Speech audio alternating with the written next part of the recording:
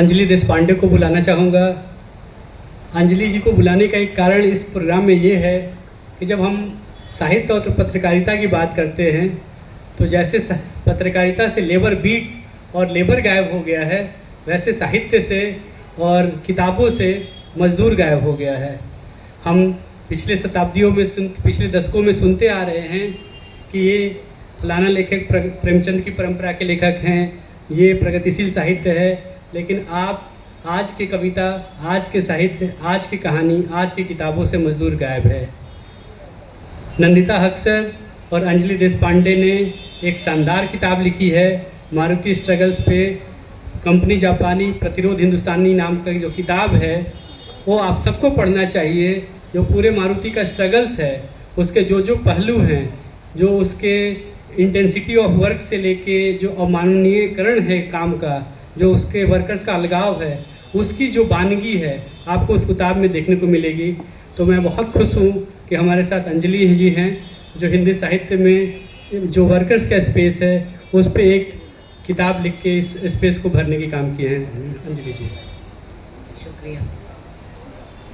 आप सब लोगों का स्वागत है। बड़ी खुशी हो रही है कि इतने लोग मज़दूरों की बात सुनने आए हैं।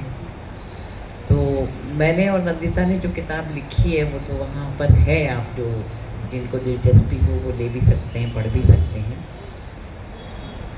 उसको तो अपनी किताब कहते हुए भी हमें संकोच होता है क्योंकि वो मज़दूरों की ज़बानी उनकी कहानी है। और हमने जब मज़दूरों से बात करना शुरू किया तो हमें 2-3 चीज़ों से बहुत हैरानी हुई, बहुत ही हमें शॉकिंग लगा।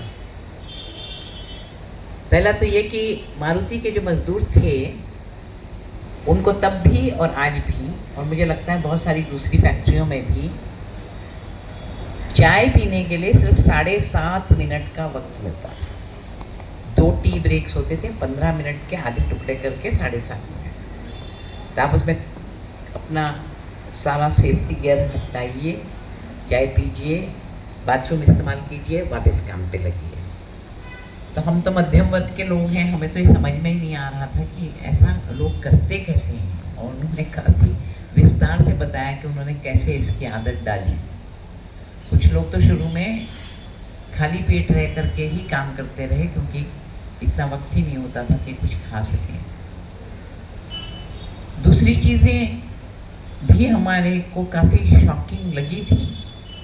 एक तो ये कि मारुति जब शुरू हुई थी, आप सब जानते हैं कि संजय गांधी का फेवरेट प्रोजेक्ट था, वो बना नहीं पाए, वो गुजर गए, फिर इंदिरा गांधी ने बनाया, फिर वो पब्लिक सेक्टर में आया। तो पब्लिक सेक्टर में जब गुड़गांव में मारुति बनी थी तब उसमें मज़दूरों को काफ़ी सुविधाएं मिलती थी और उनकी तनख्वाहें भी अच्छी थी और एक नए किस्म की आशा जागी थी मज़दूरों में। वो लोग मारुति के मज़दूर बनना चाहते थे। जब उसका निजीकरण हो गया और पूरी तरह जापानियों के हाथ में वो आ गया मानेसर में, तब बहुत ही दुर्गति हो गई और permanent worker, contract worker, trainee, apprentice जो भी थे सबसे एक ही तरह का काम करवाते थे और कॉन्ट्रैक्ट वर्कर को बहुत कम पैसे देते थे, परमानेंट वर्कर को भी बहुत कम पैसे देते थे। 10,000 से 15,000 शायद समय थी तनख्वाह। इसी वजह से उनको तो यूनियन बनाने के लिए भी 1 साल तक 3-3 हड़तालों का सहारा लेना पड़ा, तब जाके यूनियन बनी। तो जिस ट्रेड यूनियन कानून के लिए इतने सालों तक इस देश में लड़ाई लड़ी गई, पहले फैक्ट्री एक्ट बना था, उसके बाद 1928 में ट्रेड यूनियन एक्ट बना था। इतने सालों के संघर्ष के बाद भी, इतने कानून होते हुए भी, इतने यूनियंस होते हुए भी इनको इतना लंबा संघर्ष करना पड़ा। जो बात मुझे बहुत प्रभावित करती है और मुझे लगता है कि सब लोगों को इसके बारे में सोचना चाहिए कि ये बात सच है कि देशी विदेशी निवेश हमारे देश में आ रहा है। अभी रतन टाटा जी गुजरे हैं तो उनकी तो बहुत ही तारीफ हो रही है। ठीक है, बड़े बड़े कैपिटलिस्ट हैं, उनके पास कैपिटल है, वो आते हैं, उनको बहुत सारे टैक्स की छूट दी जाती है। मैं इस विषय की बहुत बड़ी जानकार नहीं हूँ, कोई और इस पर बोले तो ज़्यादा अच्छा रहेगा।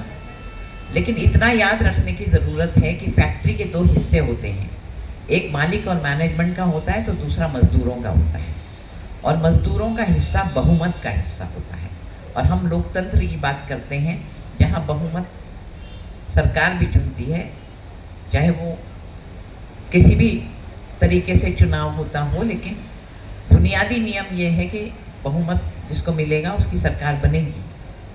और यहाँ हालात ये हैं कि जो बहुमत है उस पर ऐसा निरंकुश शासन मैनेजमेंट और मालिकों का है कि वो अपनी बात भी कहना चाहे तो पुलिस प्रशासन उनकी तरफ से मजदूरों के खिलाफ खड़े हो जाते हैं। अदालतों में आसानी से फैसले मिलते नहीं हैं। जब मिलते हैं, अभी जैसे मारुति के मजदूरों ने 18 सितंबर को शुरू किया मानेसर में अनिश्चितकालीन धरना। उनके ये कहते ही कि हम धरना शुरू करने वाले, मैनेजमेंट दौड़ के लेबर कोर्ट सिविल कोर्ट चला गया कि अरे यहाँ तो लॉ एंड ऑर्डर प्रॉब्लम होने वाला है। फिर भी सिविल कोर्ट ने कहा कि ठीक है 500 मीटर दूर आप ये धरना कर सकते हैं। उनको वहाँ भी नहीं करने दिया गया। उनको 7-8 किलोमीटर दूर तहसील के ऑफिस के बाहर धरना करना पड़ रहा है। अब कल शाम को 70 होंगे मजदूर और कितने 200 कितने आ गए थे पुलिस वाले, 200-250 पुलिस वाले आ गए ये कहने के लिए कि आपको तो हंगर स्ट्राइक, क्योंकि वो रिले हंगर स्ट्राइक कर रहे हैं, आपको तो हंगर स्ट्राइक की परमिशन तो कोर्ट ने दी नहीं है, इसलिए अब आप यहाँ से दफा हो जाएगी। ये हालात हैं। कोर्ट का ऑर्डर है, कोर्ट का ऑर्डर देख कर के भी उनको 500 मीटर दूर नहीं जाने दिया और अब कह रहे हैं कि चले जाइए। अब देखते हैं कि उच्च न्यायालय क्या इस पर करता है। कुछ लोग शायद उच्च न्यायालय का दरवाज़ा खटखटाने के लिए गए हैं। तो ये कुछ चीज़ें हैं और ये बहुत ही अफसोस की बात है कि जब इस देश में आर्थिक संकट बढ़ रहा है, इतना आर्टिफिशियल इंटेलिजेंस आ रहा है, टेक्नोलॉजी बढ़ रही है, जैसा कि एक थिंक टैंक के व्यक्ति ने मुझे बताया कि ये जो देशी विदेशी कारखाने आर्टिफिशियल इंटेलिजेंस में लाखों करोड़ों रुपए लगा रहे हैं, वो इसलिए नहीं लगा रहे हैं कि तुम लोगों को कविताएं लिख के सुनाएं। कविताएं कहानी लिखने के लिए आर्टिफिशियल इंटेलिजेंस नहीं आ रहा है, वो आ रहा है मैन्युफैक्चरिंग सेक्टर में, और वो आ रहा है ऐसा सामान बनाने के लिए जिसको लोग खरीद सकें। अब लोगों के पास नौकरी तो चली ही जाएगी। 10 लोगों का काम अभी भी एक रोबोट कर लेता है, उसके बाद तो हो सकता है 15 लोगों का काम आर्टिफिशियल इंटेलिजेंस करने लगे। मुझे नहीं मालूम क्या आंकड़ा होगा, अभी शुरू होने वाला है फैक्ट्रियों में।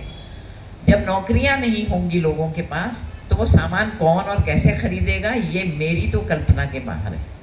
आप लोग समझना चाहें तो समझ सकते हैं। मुझे लगता है कि मीडिया इन बहुत ही महत्वपूर्ण सवालों पर बिल्कुल ही ध्यान नहीं दे रहा है। पहले एक लेबर बीट होती थी, जैसी भी होती थी कुछ तो खबरें आती थी। अभी अमेज़ॉन इंडिया में स्ट्राइक हुई, पहली बार दुनिया में ऐसा हुआ कि अमेज़ॉन जैसा इतना बड़ा जायंट मोनोपोलिस्ट, उसके घुटने टिकवा दिए हिंदुस्तान के मजदूरों ने कि कितना बड़ा प्रतिमान है। देश विदेश से अगर आप गूगल करें तो आपको पता चल जाएगा कितने मैसेजेस ऑस्ट्रेलिया से, कनाडा से, यूके से, वर्कर्स यूनियंस के उनको आ रहे हैं कि आपने तो कमाल कर दिया। लेकिन हमारे देश में इसकी कोई खबर नहीं। मैंने अखबारों में नहीं पढ़ा, मैंने तो गूगल के सहारे थोड़े बहुत सोशल मीडिया और ये यूनियन के मैसेजेस के ज़रिए पढ़ा है। तो मुझे लगता है कि ये जितना संकट बढ़ता जा रहा है और संकट को मीडिया अगर अनसुना ही करता रहेगा तो एक दिन बहुत बड़ा विस्फोट हो सकता है जिससे खुद मीडिया भी चकित रह जाएगा। उसको भी समझ में नहीं आने वाला कि हो क्या गया है। आप देखिए 5,000 रुपये में औरतें एक फैक्ट्री में 8 घंटे काम करती हैं और मिनिमम वेजेस के लिए उन्हें हड़ताल करनी पड़ती है। और हम यहाँ बात कर रहे हैं कि all women's assembly line is women's empowerment. ये फेमिनिज्म का, विमर्श का यहाँ तक जो है पतन हो गया है। तो इन चीज़ों पर मैं चाहती हूँ कि हम हमारे मीडिया के साथी भी ध्यान दें और लोग भी ध्यान दें, और हो सकें तो मानेसर जाएं, रुद्रपुर जाएं, दार्जिलिंग जाएं और देखें कि लोग किस हालात में जी रहे हैं और क्यों संघर्ष कर रहे हैं। और ऐसा क्यों है कि पुराने जो इतने बड़े बड़े ट्रेड यूनियन फ्रंट्स थे, फेडरेशंस थे, चाहे C2 हो, AITUC हो या HMS हो, उनसे छिटक कर अलग होकर अपनी अलग ऐसी यूनियनें बना रहे हैं जो इनसे कोई संबंध नहीं रखता, क्योंकि वो कहते हैं कि इनके ब्यूरोक्रेटिक प्रोसीजर्स में हमारा कोई विश्वास नहीं है। तो ये जो नया नेतृत्व उभर रहा है, इससे मुझे बहुत आशा बनती है, जैसा कि कॉलिन ने भी कहा कि ये नया नेतृत्व है, पुराने लोगों की अब नहीं चलने वाली है। तो जो नए मीडिया के लोग हैं वो तो कम से कम इनकी सुन लें। शुक्रिया।